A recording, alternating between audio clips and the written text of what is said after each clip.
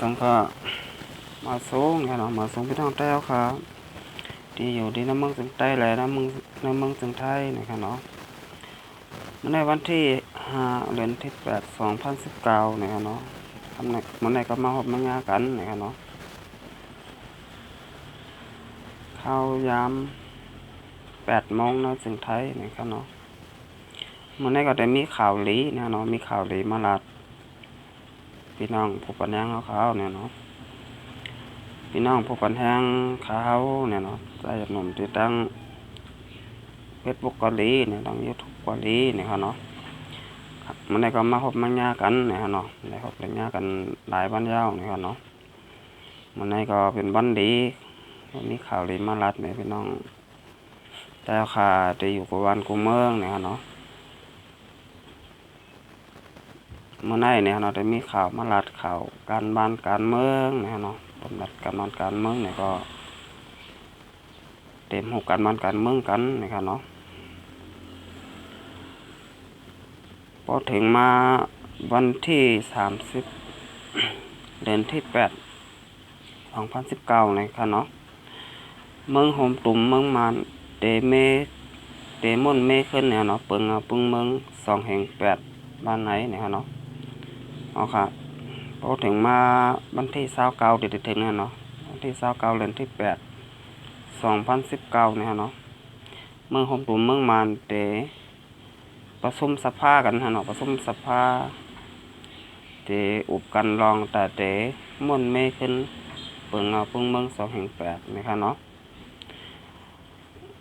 เมืองโฮมตุ่มเมืองมานเท่าคาเนี่ยเนาะมีไว้อยู่2 สภาเนี่ยครับเนาะมีสภาสูงแล้วสภาล่างเนี่ยเนาะเมืองมานก็เหมือนกันครับทั้งเมืองไทยเหมือนเมืองไทยเนี่ยก็มี2 สภาเหมือนกันเมืองไทยเนี่ยก็ต้องว่าวุฒิสภาแล้วก็สภาผู้แทนราษฎรเนี่ยเนาะเพราะว่าเมืองมานเท่าคาก็แต่บนต้องว่าสภาผู้แทนราษฎรแล้วก็สภาสัตติพันธ์นะครับเนาะมี2 สภาเหมือนกันครับสภาสูงสภาล่าง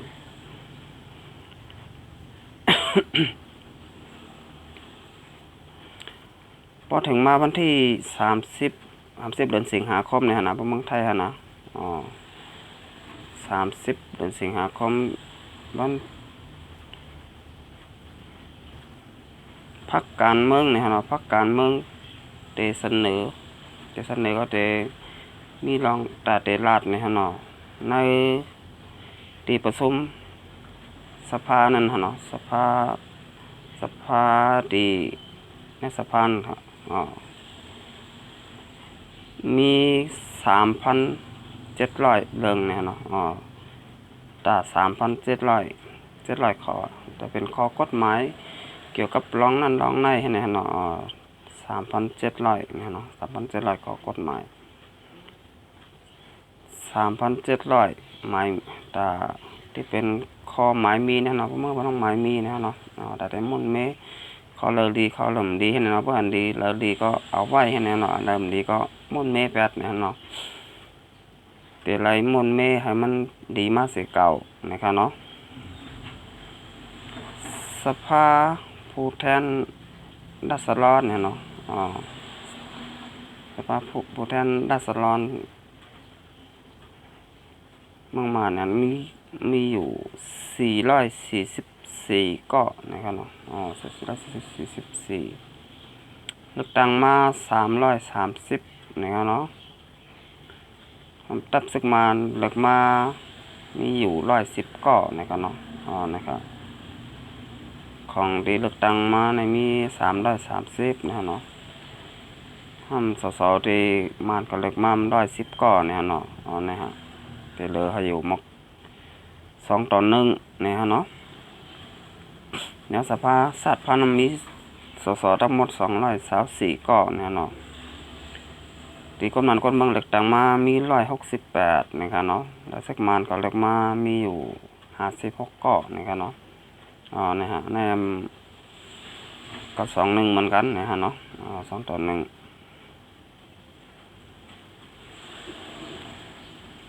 แต่เดมอนเมขึ้นเปิงเมือง2/8ในนะครับเนาะ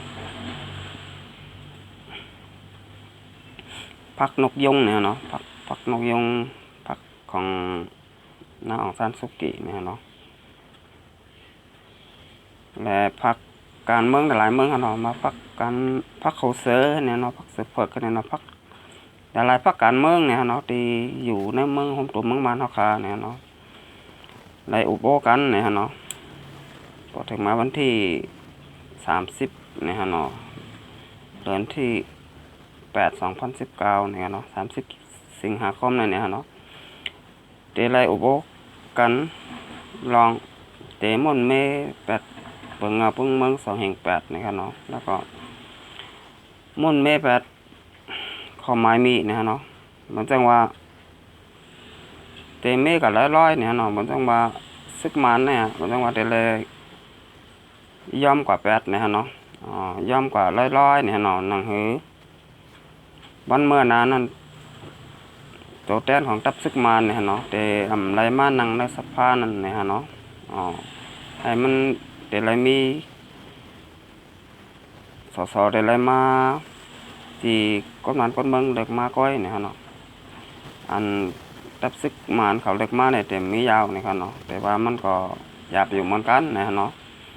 มันก็ใจลองง่ายๆเนี่ยเนาะแล้วเขากฎหมายเขียนไว้ว่าในหมายมีนะหมายมีเปิงพวกเมืองสัมผัสแต้มไว้ว่าพอเตม่นเมฆขึ้นเปิงพวกเมือง2/8นะฮะแต่ไรมีเสียง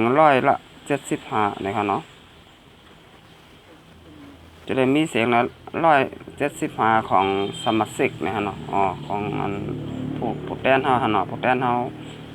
ทั้งหมดนะฮะเนาะ175นะฮะเนาะมันก็หยาบอยู่เหมือนกันนะฮะเนาะก็เป็นรองหยาบได้นะฮะเนาะก็ว่าซึกมานเขาเตรียมยกมือปันเนี่ยฮะเนาะก็ว่าสร้างเนี่ยก็ว่าคำไข่ม่อนเมฆขึ้นขนาดเปิงพุ่งเมือง2/8เนี่ยเนาะเพราะว่ามานเขาแต้มมาค่ะโลมันเขาแต้มมาเนี่ยมันก็รีตาเขาอยู่ยาวเนี่ยฮะเนาะดีคู่รองคู่แมวเนี่ยฮะเนาะสังว่าม่อนเมฆขึ้นเนี่ยก็พรดีมันเตกว่าตั้งหลายเนี่ยเนาะเต็มมาตั้งก้นบานก้นเมืองฮะเพราะว่าก้นบานก้นเมืองเป็นก้นม่อนเมฆเนี่ยฮะเนาะเป็น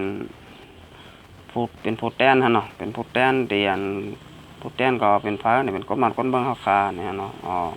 ผู้แต้นก็เป็นก้นบานก้นเมืองสังว่าปันแต้นปันผู้แต้นเขา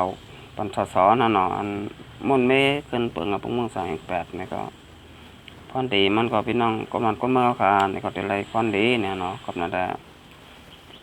ซึกมานเขาเนี่ยก็เต็มไข่พร้อมเนี่ยเนาะเต็มไข่ย้อมเนี่ยเนาะมันก็หยาบอยู่เนี่ยเนาะแต่เพราะว่าอันไหนแต่เปิดตัวเอาเนี่ยเนาะเปิดทำข่าวดีกันเนี่ยเนาะว่าจะเปลี่ยนมาซึ่งเนี่ยเนาะข่าวก็เป็นคนบ้านคนเมืองเนี่ยเนาะก็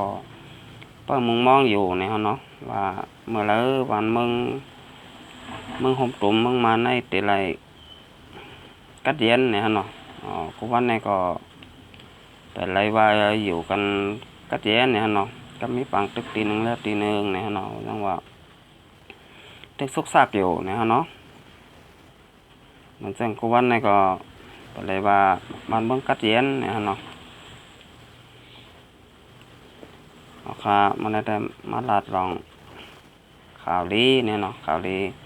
เมืองโฮมตุ่มเมืองมานาคาเนี่ยแต่ม่นเมปันขึ้นเปิงพุ่นเมือง2/8นะครับเนาะแต่เมวันที่30สิงหาคมนะครับวันที่30เดือนที่8 2019นะครับเนาะค่ะมันได้มาลัดกันเนาะครับ